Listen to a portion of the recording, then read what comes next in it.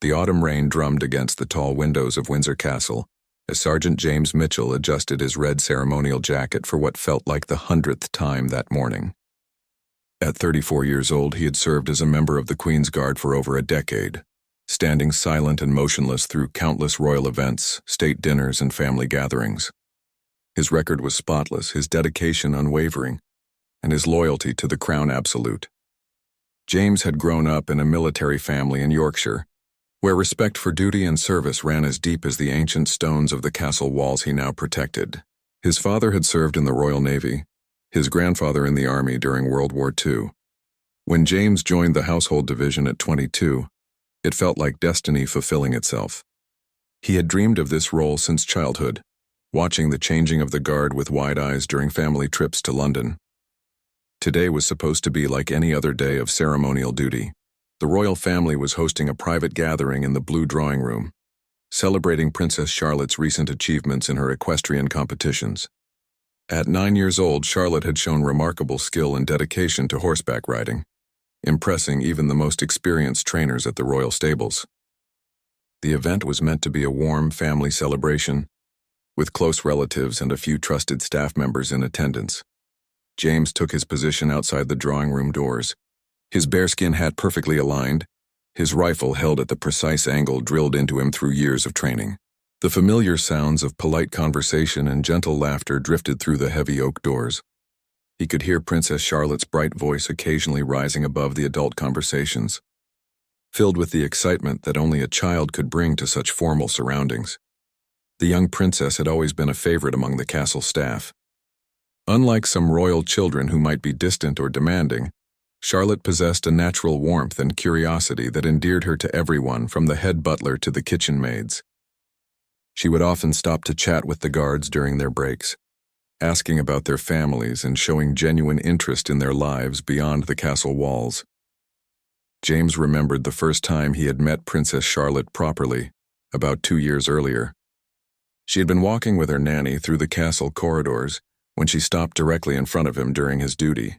Instead of walking past as most royals did, she had looked up at his towering figure and asked if his hat was heavy. When he couldn't respond due to protocol, she had giggled and said she understood that guards had to be very serious and quiet. From that moment, James had felt a protective fondness for the spirited young princess. The weather outside continued to worsen, with strong winds rattling the ancient windows and rain lashing against the stone walls. Inside the castle, however, warmth and celebration filled the air. James could hear the clink of teacups and the rustle of fine clothing as the family members moved about the room. Occasionally, a burst of laughter would escape, usually following something amusing that Charlotte had said or done.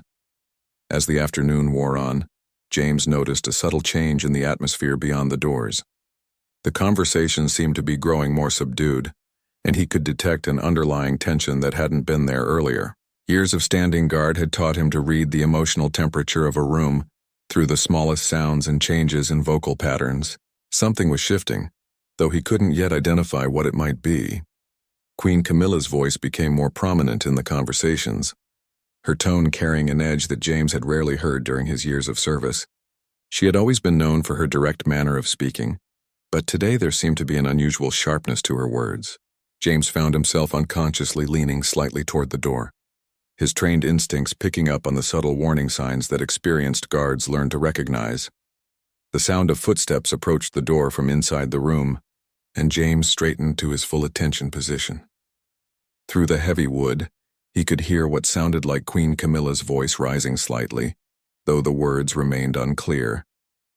Princess Charlotte's lighter voice responded, but it carried a different quality now, less joyful and more uncertain than it had been earlier in the celebration. James felt a familiar tension building in his shoulders, the same feeling he had experienced during his military deployments, when situations were about to change rapidly. His instincts, honed through years of protecting the royal family, were telling him that this pleasant afternoon gathering was about to take an unexpected turn. He remained perfectly still, every sense alert, ready to respond to whatever might unfold beyond those doors. The first sign of trouble came as a sharp increase in Queen Camilla's voice, cutting through the polite murmur of conversation like a blade through silk. James couldn't make out the exact words, but the tone was unmistakably harsh and accusatory. Years of standing guard had taught him to distinguish between different types of royal displeasure, from mild irritation to genuine anger, and this was clearly escalating toward the latter. Princess Charlotte's voice responded, higher pitched now and trembling with what sounded like confusion and hurt. James felt his jaw tighten involuntarily, a reaction he quickly suppressed. Guards were trained to remain emotionally detached from the situations they witnessed, but something about hearing distress in a child's voice triggered protective instincts that ran deeper than his professional training. The conversation inside the room had shifted, dramatically from celebration to confrontation. Other family members could be heard attempting to mediate, their voices urgent but diplomatically restrained. James recognized Prince William's voice among them, speaking in low, measured tones that suggested he was trying to diffuse whatever situation was developing. The princess's voice became smaller and more frightened with each exchange. Through the heavy doors, James began to catch fragments of the argument. Queen Camilla was expressing her displeasure about something Charlotte had done or said during the gathering. The words inappropriate, disrespectful, and proper behavior drifted through the wood, each one delivered with increasing intensity. James realized that what had started as a family celebration had somehow transformed into a public dressing down of a 9-year-old child. The sound of movement inside the room indicated that people were standing now, the comfortable seating arrangements abandoned as the situation escalated. James could hear the rustle of formal clothing and the soft footsteps of someone pacing. Queen Camilla's voice rose again, this time with a coldness that made James's blood run cold. She was speaking directly to Princess Charlotte, her words cutting and unforgiving. What followed was the sound that would haunt James for weeks afterward. Princess Charlotte began to cry. Not the brief tears of a child who had been mildly scolded, but the deep, heartbroken sobs of someone whose spirit had been genuinely wounded. The sound cut through James's professional detachment like nothing ever had before. In that moment, she wasn't a princess or a member of the royal family. She was simply a frightened, hurt little girl. The crying continued for what felt like an eternity, punctuated by Queen Camilla's continued lecturing. James could hear other family members trying to intervene, their voices growing more urgent and concerned. Someone, possibly Prince William, was speaking firmly but respectfully to Queen Camilla, clearly trying to bring the situation under control. The tension in the room was now so thick that James could feel it through the solid oak doors. James found himself in an impossible position. Every instinct he possessed was screaming at him to intervene, to protect a child who was clearly in distress. But his training, his oath of service, and decades of royal protocol demanded that he remain motionless and silent. Guards did not interfere in family matters regardless of their personal feelings.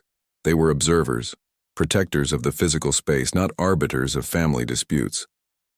The sound of Princess Charlotte's sobs grew more intense, accompanied now by what sounded like hyperventilation.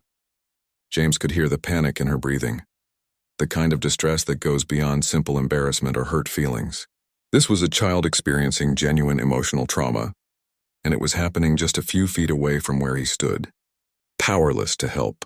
Queen Camilla's voice cut through the child's crying once more, even sharper than before. James caught the words ungrateful, spoiled, and disappointing, each one delivered with precise cruelty. The other adults in the room were now speaking more urgently, their diplomatic restraint giving way to genuine concern for Charlotte's well-being. Someone was clearly trying to end this confrontation, but Queen Camilla seemed determined to continue her verbal assault. The breaking point came when James heard the most heartbreaking sound of all. Princess Charlotte's small voice, broken by sobs, attempting to apologize for whatever transgression had sparked this outburst. Her words were barely coherent through her tears, but the desperate need for forgiveness in her voice was unmistakable. She was begging for the attack to stop, promising to be better, to do whatever was required to make the anger go away. James felt something fundamental shift inside him as he listened to those broken apologies. This wasn't discipline or guidance. This was emotional cruelty being inflicted on a child by someone in a position of absolute authority. Every protective instinct he possessed, every value his military father had instilled in him, every principle that had guided his decade of faithful service, was being tested by what he was hearing through those doors. His hands, which had remained steady through combat deployments and countless hours of ceremonial duty, began to tremble slightly as he gripped his rifle. The internal conflict between his duty to remain silent and his moral obligation to protect an innocent child was tearing at him with an intensity he had never experienced. Princess Charlotte's continued crying filled the corridor, each sob driving the conflict deeper into his conscience. The moment that changed everything came when the doors to the blue drawing room suddenly burst open. Queen Camilla emerged first, her face flushed with anger and her eyes blazing with an intensity that James had never seen before. Behind her, Princess Charlotte stumbled out, her small frame shaking with sobs and her face streaked with tears. The contrast between the imposing figure of the queen and the devastated child was so stark that James felt his heart clench with protective fury. Queen Camilla's attention, immediately fixed on Princess Charlotte, who was clearly trying to escape the confrontation by fleeing the room. But instead of allowing the distressed child to leave, Queen Camilla followed her into the corridor, her voice rising to a level that echoed off the ancient stone walls. The private family matter had now spilled into the public spaces of the castle, directly in front of James and potentially within earshot of other staff members. "You will not walk away from me when I am speaking to you." Queen Camilla's voice thundered through the corridor, causing Princess Charlotte to freeze in place like a deer caught in headlights. The child turned slowly, her tear-stained face showing pure terror. James had seen that expression before, during his military service, on the faces of civilians caught in combat zones. It was the look of someone who felt completely helpless and trapped. Princess Charlotte attempted to speak, her voice barely above a whisper and broken by hiccuping sobs. She was trying to apologize again, to somehow make the situation better, but Queen Camilla cut her off with a wave of her hand. The gesture was dismissive and cruel, treating the child's distress as nothing more than an inconvenience. James felt his training and protocol warring with every decent impulse he possessed. What happened next crossed every line that James had ever believed should exist between adults and children. Queen Camilla stepped closer to Princess Charlotte, looming over the small girl in a way that was clearly meant to intimidate. Her voice dropped to a harsh whisper, but in the acoustics of the stone corridor, every word carried clearly to where James stood at attention. "You are a disgrace to this family," Queen Camilla hissed, her words like poison dripping into the ears of a 9-year-old child. "Your grandmother would be ashamed of the spoiled, disrespectful little girl you have become. You think being a princess means you can do whatever you want, but I will teach you proper respect if it's the last thing I do." Princess Charlotte's sobs intensified, and she began to shake so violently that James feared she might collapse. The mention of her late great-grandmother, Queen Elizabeth II, whom Charlotte had adored, was particularly cruel. It was clear that Queen Camilla knew exactly which words would inflict the most damage on the vulnerable child before her.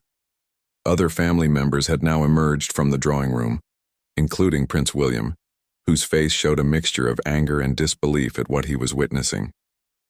But the corridor dynamics were complex, with Queen Camilla's position as the king's wife giving her an authority that made direct confrontation difficult, even for Charlotte's own father. The adults were trapped in a web of protocol and hierarchy, while a child suffered in front of them. James watched as Princess Charlotte tried to back away, her small hands pressed against the corridor wall as if she could somehow disappear into the ancient stones. Queen Camilla followed her, continuing her verbal assault with a cruelty that seemed to feed on the child's terror.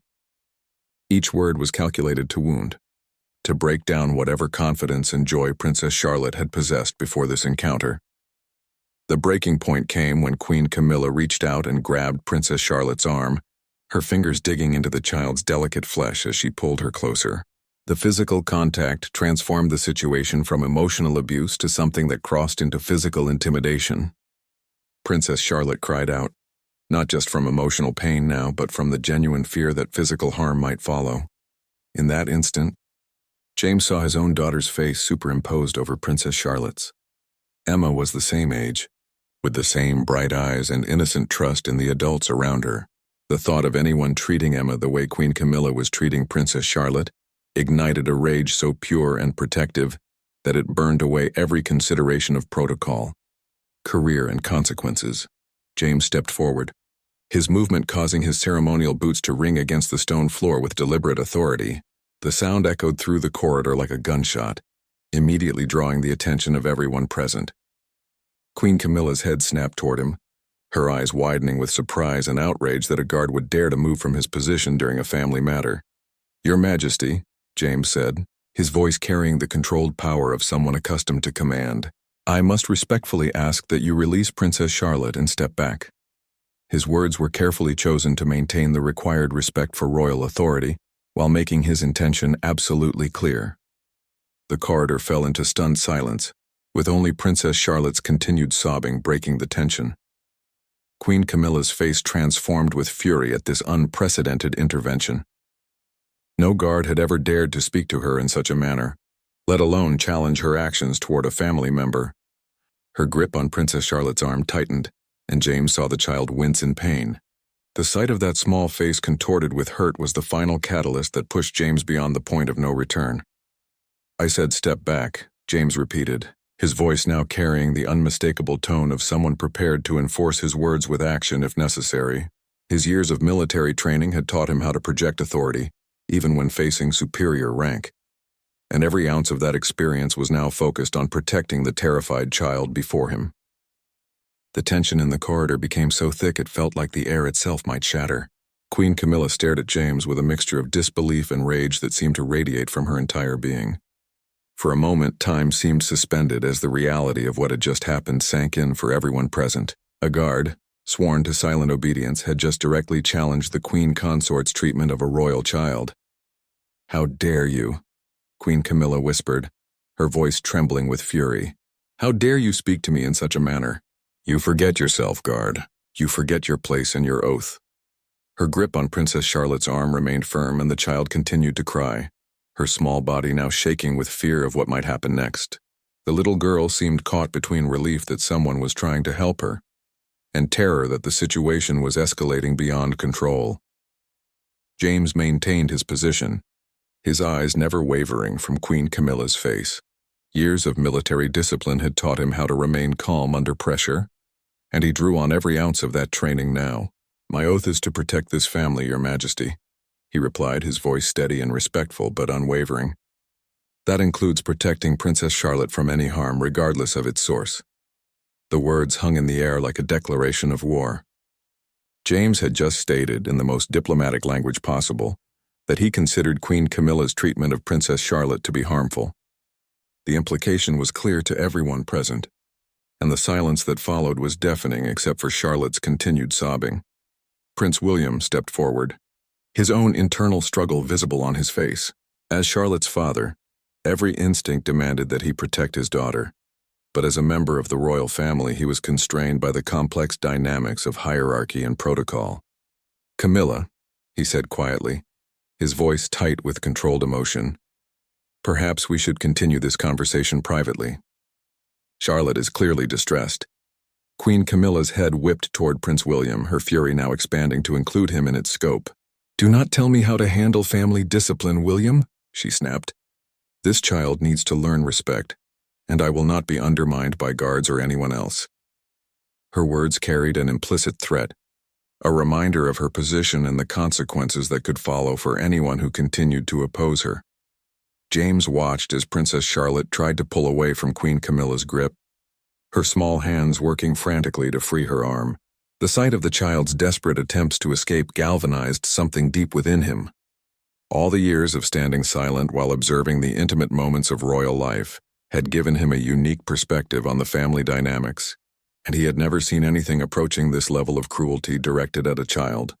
"Your Majesty," James said again, taking another step forward. "Princess Charlotte is clearly in distress. As her protection officer today, I must insist that you allow her to leave if she wishes to do so." His language was still carefully respectful, but the underlying steel in his voice was unmistakable. He was no longer simply requesting. He was prepared to enforce his words if necessary. The other family members who had emerged from the drawing room watched in stunned silence as this unprecedented confrontation unfolded. Never in the modern history of the royal family had a guard directly challenged a senior royal's treatment of a family member. The protocols and procedures that governed royal life simply had no framework for such a situation. Queen Camilla's face had now turned a deep shade of red, and her breathing was becoming labored with rage.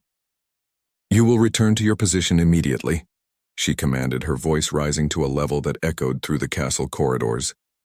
"And you will remain silent as your training demands. This is none of your concern." But James had crossed a line from which there was no return. The image of Princess Charlotte's terrified face, the sound of her heartbroken sobs, and the sight of the marks Queen Camilla's fingers were leaving on her delicate arm had burned away any consideration of personal consequences.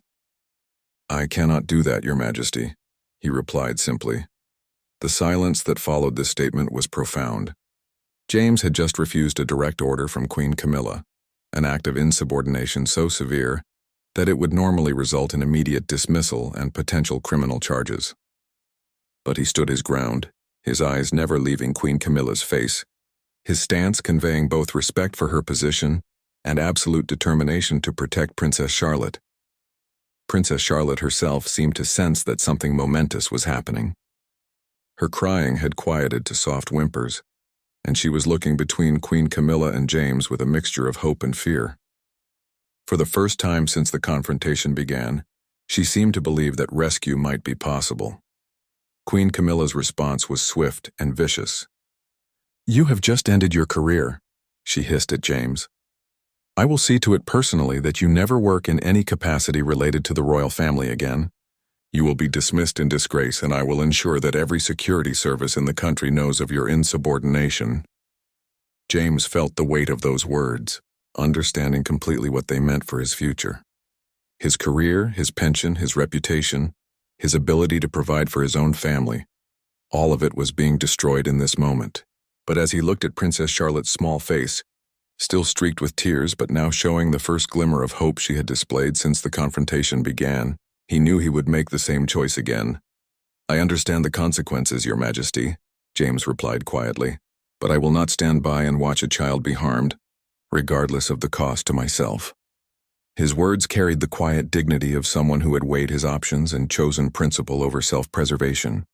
The standoff that followed seemed to stretch for an eternity, with Queen Camilla glaring at James while he maintained his protective stance between her and Princess Charlotte. The little girl had managed to work herself free from Queen Camilla's grip during the confrontation, and now stood slightly behind James, her small frame still shaking but no longer trapped in the direct line of royal fury. What broke the stalemate was the sound of approaching footsteps echoing through the corridor. King Charles appeared, having been summoned by the commotion that had spread throughout this wing of the castle. His face showed confusion and concern as he took in the scene before him. His wife facing off against one of his guards, his granddaughter in tears, and his son standing frozen in the complex web of family and protocol dynamics. "What is happening here?" King Charles asked, his voice carrying the authority of someone accustomed to resolving conflicts, though the bewilderment in his tone suggested he had never encountered a situation quite like this one. His eyes moved from Queen Camilla to James to Princess Charlotte, trying to piece together the events that had led to this unprecedented confrontation. Queen Camilla immediately turned toward her husband, her demeanor shifting as she sought to control the narrative. "This guard has become insubordinate and interfered in a private family matter," she declared, her voice still tight with anger, but now layered with the political calculation of someone seeking support from a higher authority. "He has forgotten his place and must be removed immediately." King Charles looked at James with a mixture of surprise and disappointment. The guard had always been exemplary in his service, and this behavior was completely out of character. "Sergeant Mitchell," he said formally, "explain yourself. What has prompted this breach of protocol?" James straightened to full attention, his military bearing impeccable despite the circumstances. "Your Majesty," he began, his voice clear and steady, "I observed what I believed to be harmful treatment of Princess Charlotte. As a protection officer, I felt duty-bound to intervene when I perceived a threat to her well-being." The words fell like stones into still water, creating ripples of shock that spread through everyone present. James had just accused Queen Camilla in front of the king of harming Princess Charlotte. The implications were staggering, not just for James's career, but for the stability of the royal family itself. King Charles's eyes immediately moved to his granddaughter, taking in her tear-stained face, her trembling hands, and the red marks on her arm where Queen Camilla had gripped her. The evidence of distress was undeniable, and as Charlotte's grandfather, his protective instincts warred with his role as king and husband. The complexity of the situation was written clearly across his weathered features. "Charlotte," King Charles said gently, kneeling down to bring himself to her eye level. "Are you hurt, darling?" His voice carried all the warmth and concern of a loving grandfather, temporarily setting aside the formal constraints of royal protocol. Princess Charlotte looked at him with eyes still wide from fear and confusion. The little girl nodded slowly, her voice barely a whisper as she spoke. "She grabbed my arm very tight, Grandpapa," Charlotte said, her words carrying the simple honesty that only children possess. "And she said Granny would be ashamed of me." The reference to Queen Elizabeth II, spoken in such broken tones, seemed to hit King Charles like a physical blow. Queen Camilla's face flushed darker as she realized that Princess Charlotte's testimony was undermining her position. "The child was being disrespectful and needed correction," she said defensively. "Children must learn proper behavior, and sometimes that requires firm guidance. This guard has completely overreacted to normal family discipline." But James had seen enough royal family discipline over the years to know that what he witnessed went far beyond normal correction. "Your Majesty," he addressed King Charles directly, "what I observed was not discipline but emotional and physical intimidation of a child. Princess Charlotte was terrified and trapped, with no way to defend herself or escape the situation." Prince William finally found his voice, the constraints of protocol giving way to paternal instinct. "Father," he said quietly but firmly, "James is right. What happened in there and what continued out here was completely inappropriate. Charlotte is 9 years old. She doesn't deserve to be treated like that, regardless of what she might have done wrong." The family dynamics were now laid bare for all to see. King Charles found himself caught between his wife, his son, his granddaughter, and a guard who had risked everything to protect a child. The weight of his position as both family patriarch and monarch pressed down on him as he struggled to find a path through this unprecedented crisis. King Charles stood slowly, his decision-making process visible in the careful way he moved and the measured way he spoke. "Camilla," he said quietly, "I think it would be best if you return to your private apartments for now. We need to address this situation calmly and privately." The suggestion carried the weight of a royal command, though it was phrased as a request. Queen Camilla's eyes flashed with anger at what she clearly perceived as a lack of support from her husband. "Charles," she said, her voice tight with warning, "you cannot seriously be taking the word of a guard over mine. This sets a dangerous precedent." But King Charles had made his choice. "The precedent that concerns me," he replied carefully, "is the one that says the well-being of our family members, especially our children, comes first." James was doing his job as he understood it. The words were diplomatic, but their meaning was clear. The king was supporting James's actions. James felt a wave of relief mixed with continued tension. While the king's support was crucial, he knew that Queen Camilla's promise of retribution still hung over him like a sword. The immediate crisis might be resolved, but the long-term consequences of his actions were far from over. The days following the confrontation in the corridor passed in a tense atmosphere that seemed to permeate every corner of Windsor Castle. James reported for duty each day, maintaining his professional demeanor despite knowing that his future hung in the balance. Whispers followed him through the hallways, as news of his unprecedented stand against Queen Camilla spread through the castle staff like wildfire. Queen Camilla had indeed made good on her threat to pursue James's dismissal. Formal complaints had been filed with the Household Division, citing insubordination, breach of protocol, and interference in private family matters. The language used in the official documents painted James as a rogue guard who had overstepped his authority and could no longer be trusted in his position. However, what Queen Camilla had not anticipated was the groundswell of support that began to emerge for James's actions. Other staff members who had witnessed various interactions between Queen Camilla and the younger royals over the years began to quietly share their own observations with investigators. A pattern of harsh treatment and intimidating behavior toward the children began to emerge, though none had been as severe as what James had witnessed.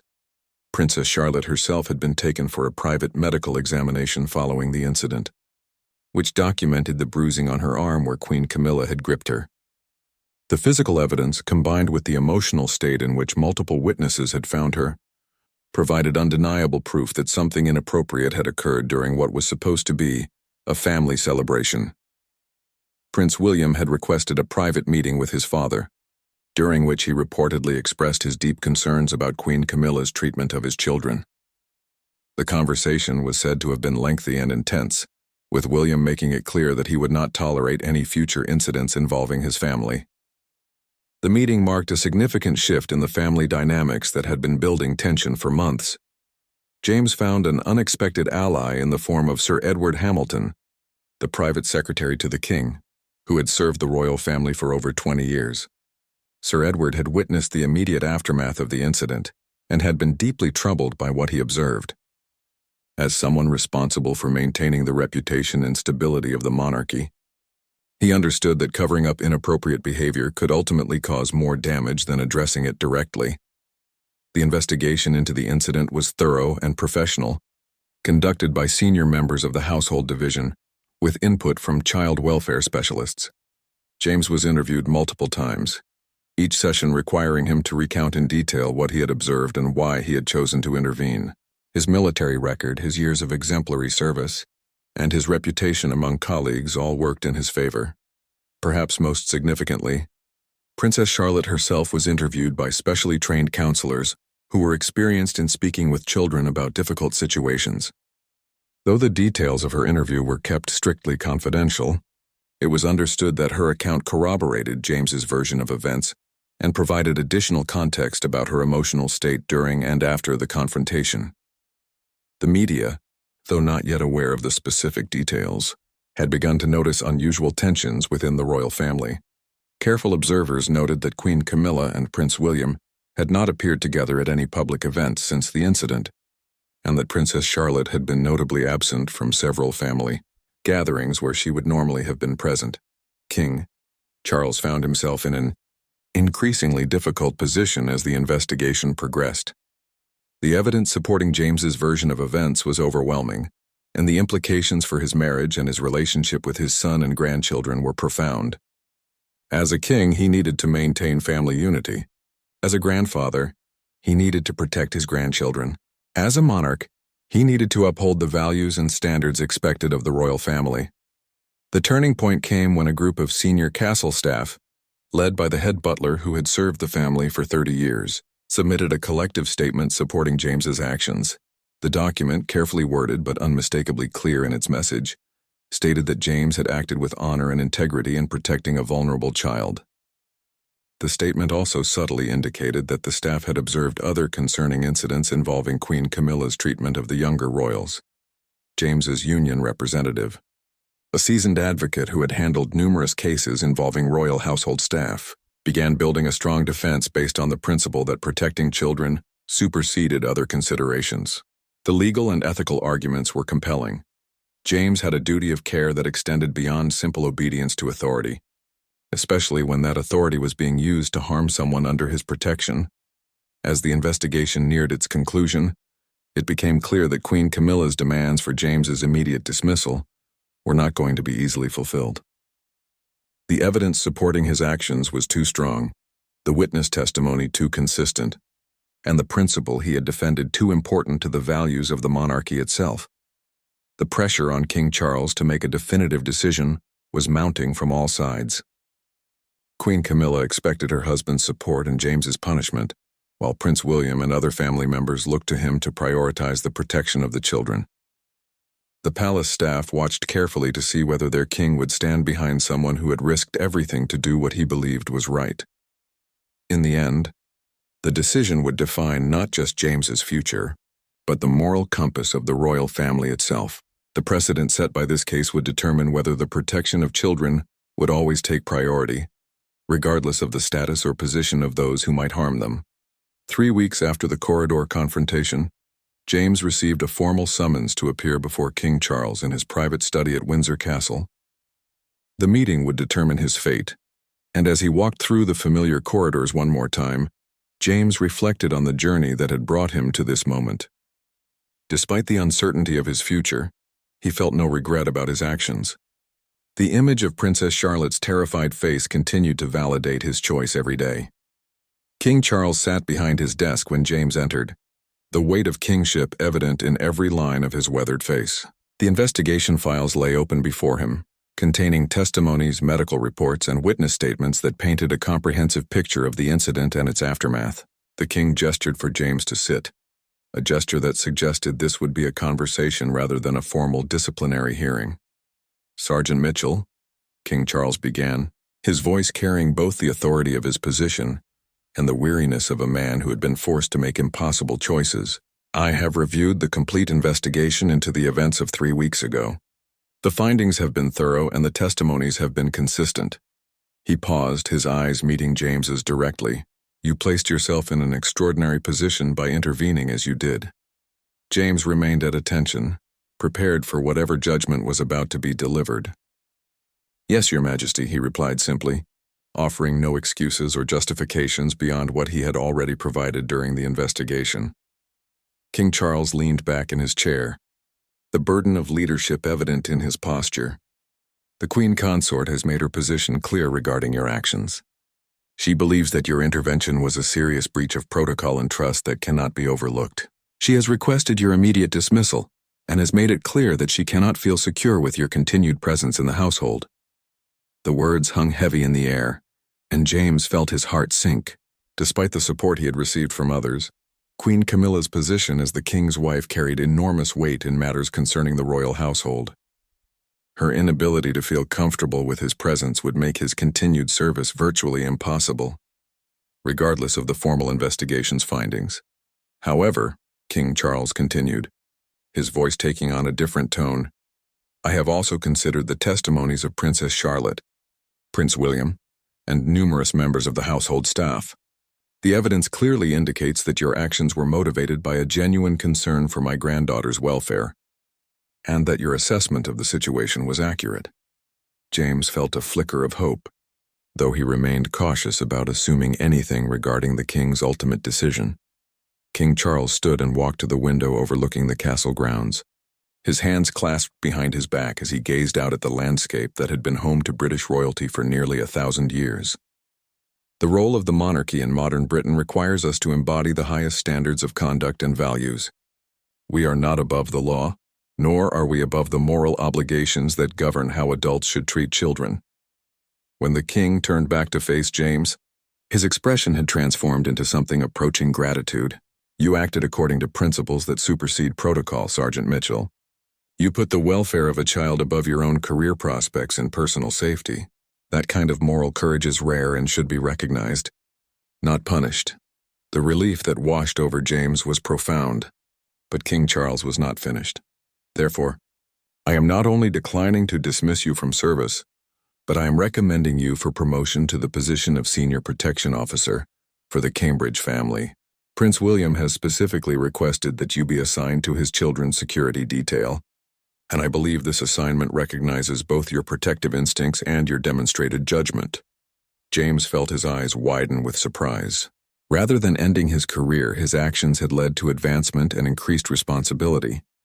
The promotion would mean better pay, enhanced authority, and most importantly, a position where his protective instincts toward the royal children would be not just tolerated, but actively valued.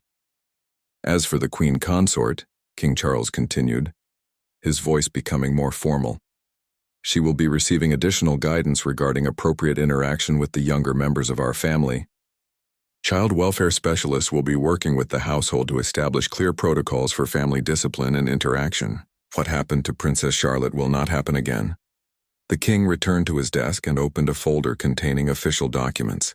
"Your new assignment begins immediately, and you will report directly to Prince William regarding security matters concerning his children. Your actions have demonstrated that their welfare will always be your primary concern, which is exactly what their father wants in a protection officer." James felt overwhelmed by the magnitude of this outcome. Not only had he avoided dismissal, but his stand for Princess Charlotte had resulted in systemic changes designed to protect all the royal children. The precedent had been set that child welfare would always take priority over protocol or hierarchy. "Thank you, Your Majesty," James managed to say, his voice thick with emotion. "I am honored by your trust and will continue to serve the family with the same dedication I have always shown." King Charles nodded, then added something that surprised James even more. "Princess Charlotte asked me to tell you something." he said with the first smile James had seen from him during the entire meeting. She wanted you to know that she feels safe now, and that she hopes you will always be there to protect children who cannot protect themselves.